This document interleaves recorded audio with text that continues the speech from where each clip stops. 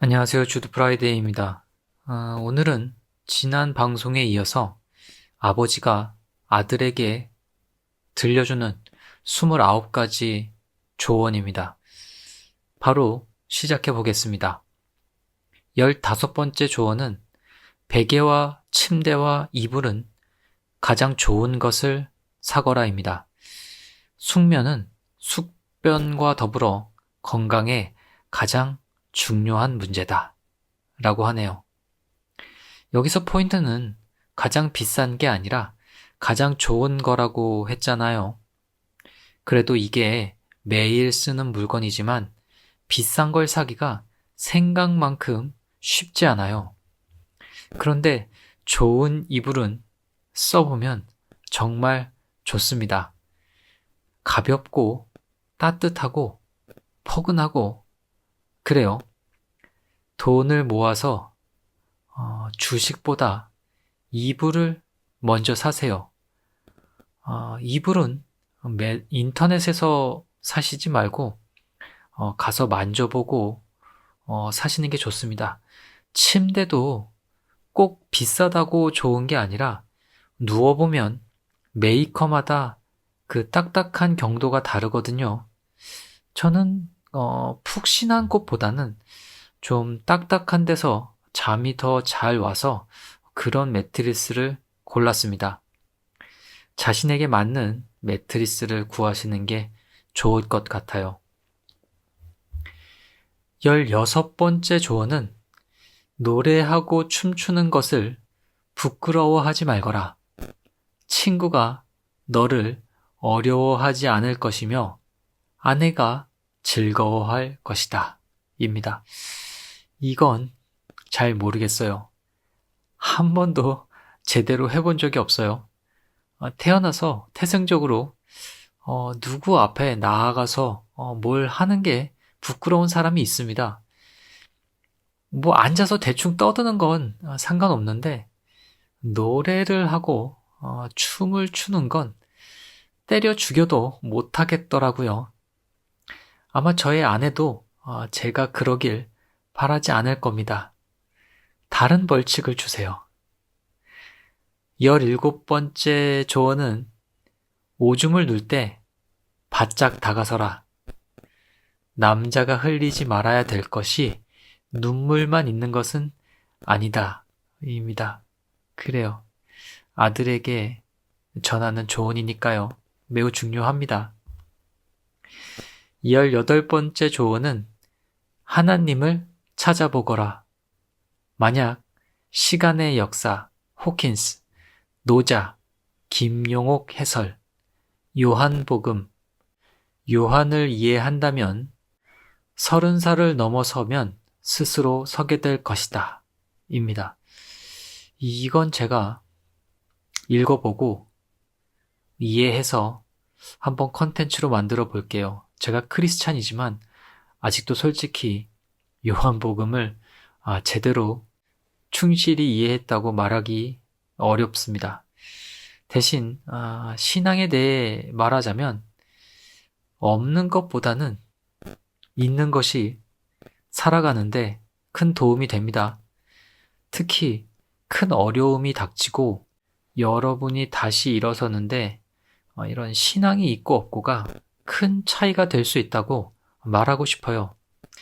요즘은 하도 이상한 교회도 많고 이상한 목사도 많고 함부로 교회를 다녀봐라 라고 말하기도 어려운 것이 요즘입니다.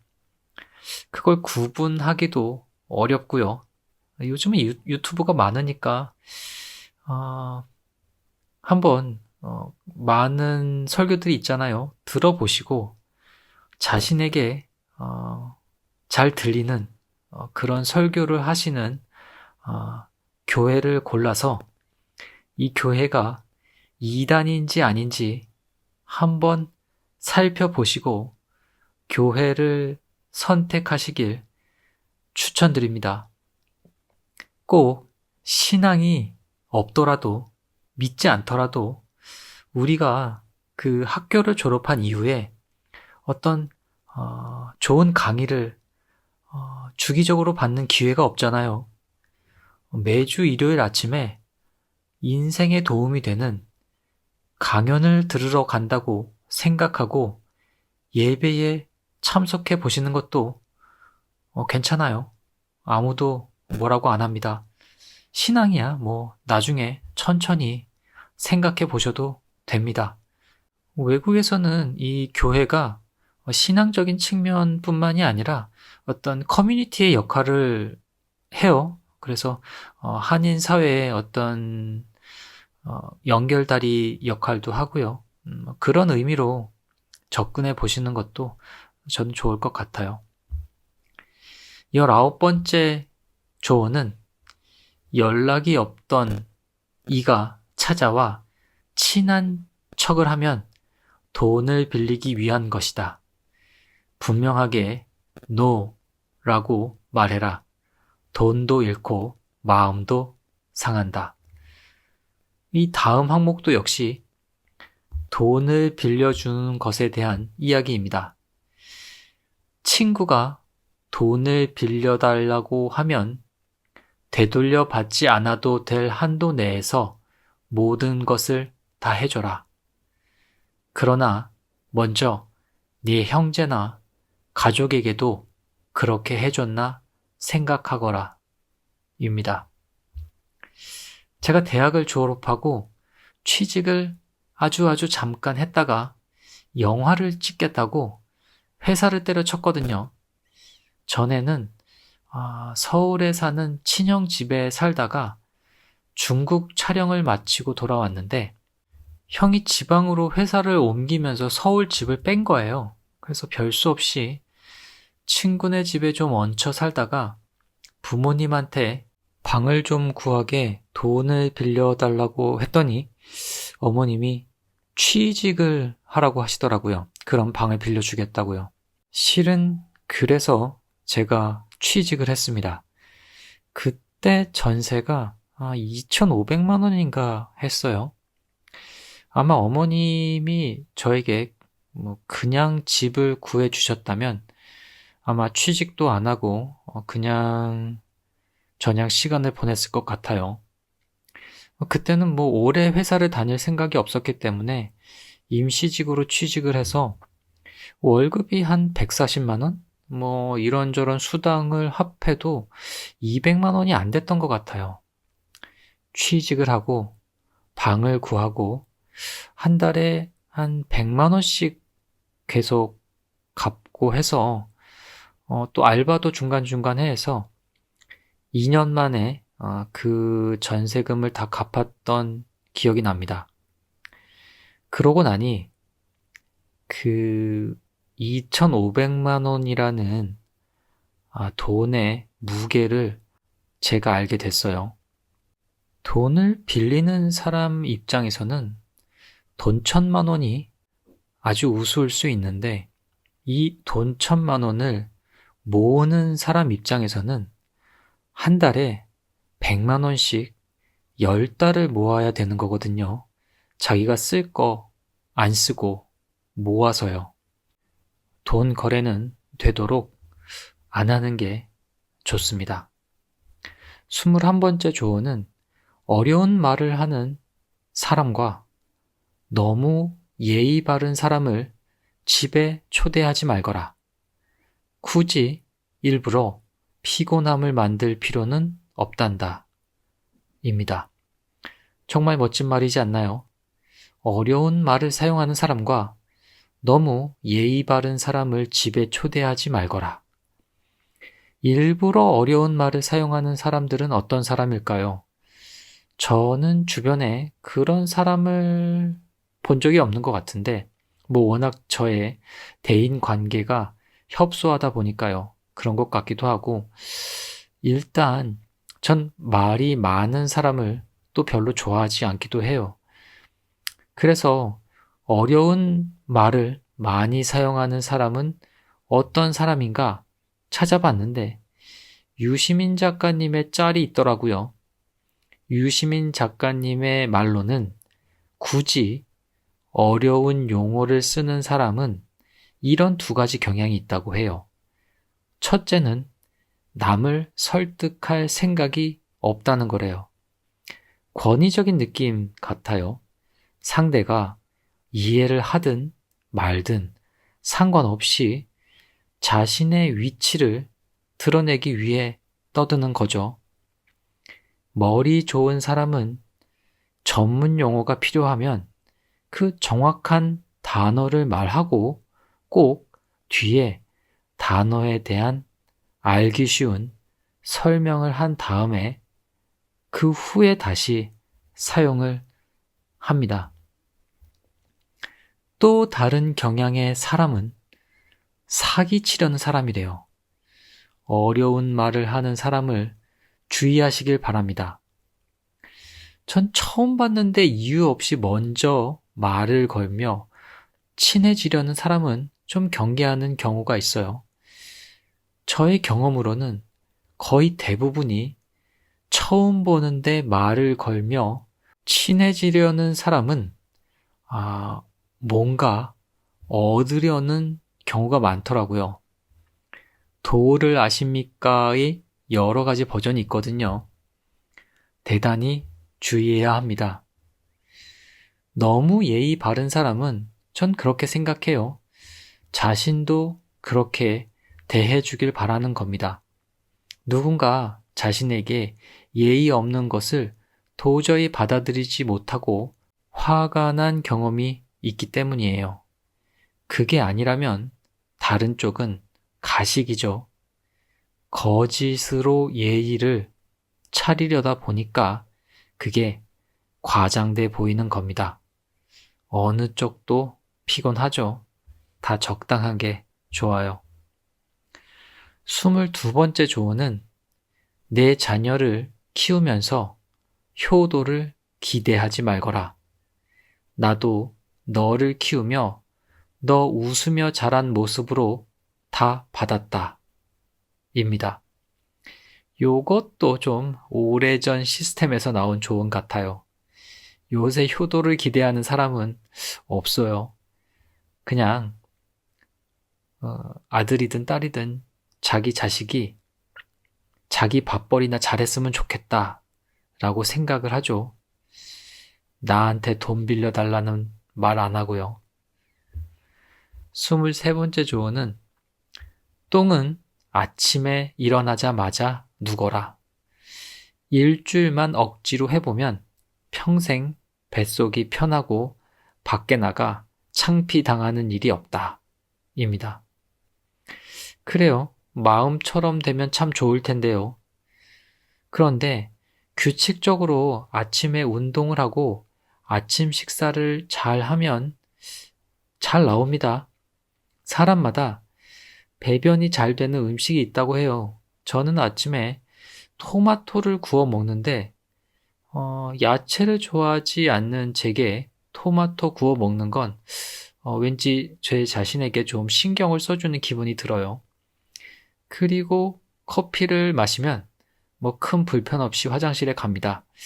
그리고 외출할 때 시간이 지날수록 이 화장실이 중요하더라고요. 청결은 기본이고 화장실이 한 칸인 카페는 잘 안 가게 되더라고요. 갈수록 까다로워져요. 24번째 조언은 밥 먹을 때 걸려오는 전화를 굳이 받지 말거라. 내 평생 밥 먹다가 받은 전화 중에 수저를 놓을 만큼 중요한 전화는 없었다. 입니다. 이 아저씨 진짜 멋진 사람이에요. 25번째 조언은 가까운 친구라도 남의 말을 전하는 사람에게는 절대로 속을 보이지 마라. 그 사람이 바로 내 흉을 보고 다니는 사람이다. 그래요. 이건 스스로도 조심해야 해요. 다른 사람 얘기를 할 필요가 없습니다. 정하고 싶으면 남 좋은 얘기만 하면 됩니다. 그리고 이게 다 한가한 사람들이 남의 얘기를 한다고 생각하면 스스로에게 주의가 됩니다. 바쁘면 남 얘기를 할 새가 없어요. 바빠 죽겠는데 다른 사람이 어떻게 사는지 무슨 상관입니까? 할 일은 없고 자신의 존재는 확인하고 싶으니까 남 얘기를 하는 거죠. 누가 남 얘기를 하면 아, 네 하고 아무 말도 하지 마세요. 반응하는 순간 그 얘기가 최초에 당신 입에서 나왔다는 소문을 듣게 될지도 모릅니다. 당신이 반응이 자꾸 없으면 그 사람도 재미가 없어서 연락을 안 할 겁니다. 그렇게 정리하시면 돼요. 26번째 조언은 나이 들어가는 것도 청춘만큼이나 재미있단다. 그러니 겁먹지 말거라. 사실 청춘은 청춘 그 자체 빼고는 별거 아니란다. 입니다. 이건 사람마다 차이가 있기는 한데 저는 타임머신이 있어도 과거로 가고 싶은 생각은 별로 없어요. 그 이유 중 하나가 저의 청춘 시절은 너무 예민했어요. 그래서 뭘 해도 별로 즐겁지가 않았던 것 같아요. 지금은 특별히 뭘 하지 않아도 여유롭고 작은 일에도 즐겁습니다. 이 아이랑 같이 있으면 물론 많이 싸우기도 하지만 작은 일에도 기쁨이 있어요. 요즘은 아이와 탁구를 칩니다.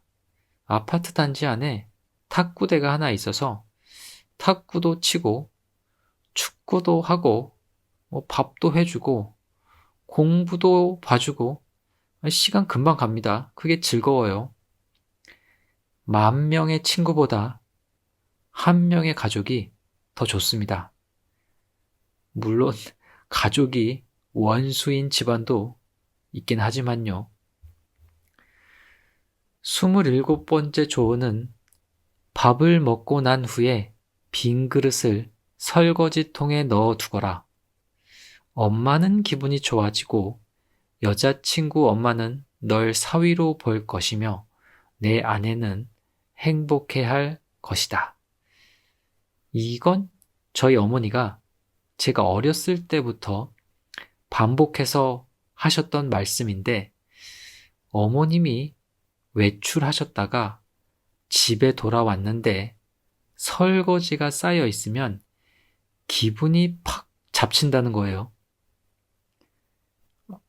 외출했다 와서 피곤한데 설거지까지 해야 하는 게 짜증이 나는 거죠. 그러고 보면 사람 기분을 잡치게 하는 것도 그렇게 어려운 게 아닌 것 같아요.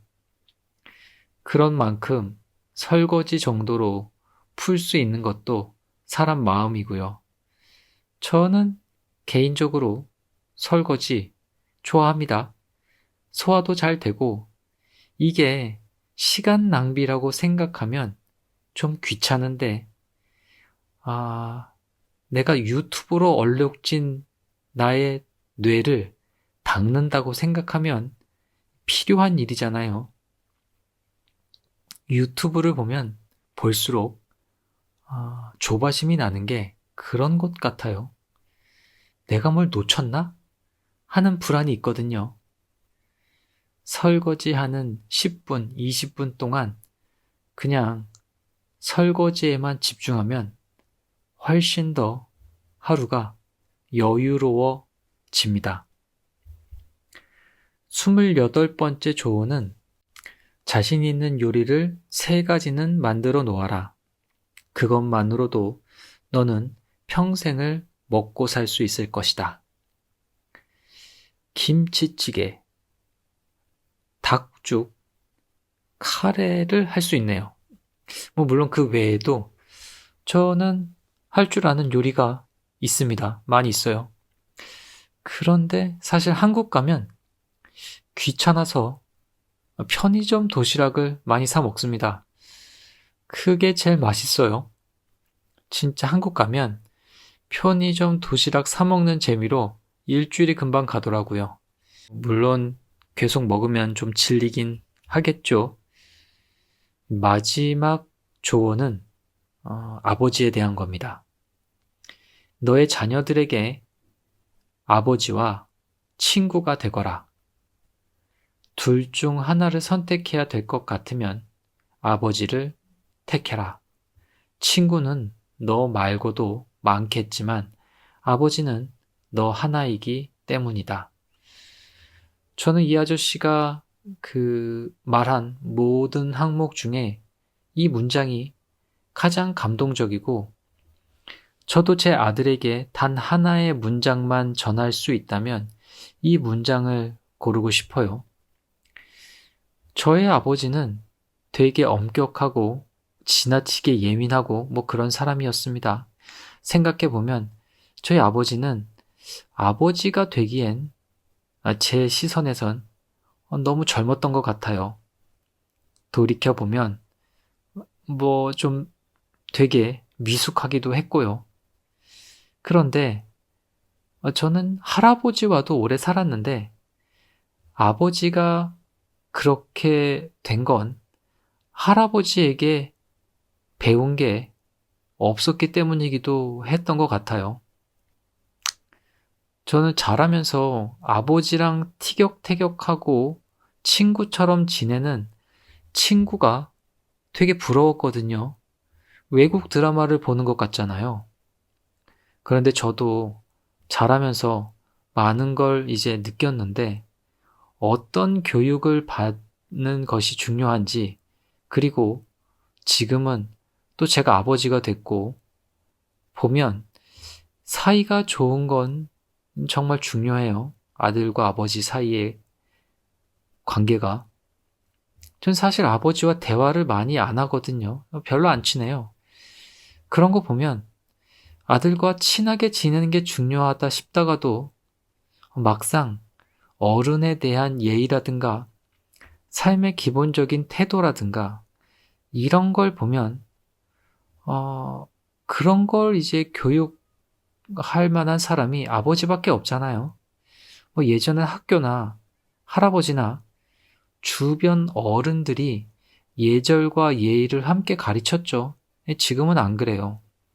아무도 함부로 누군가의 아이에 대해 충고하지 않는 사회잖아요. 그냥 뒤에서 욕하죠. 아버지와 친구가 동시에 되는 건 진짜 어려워요.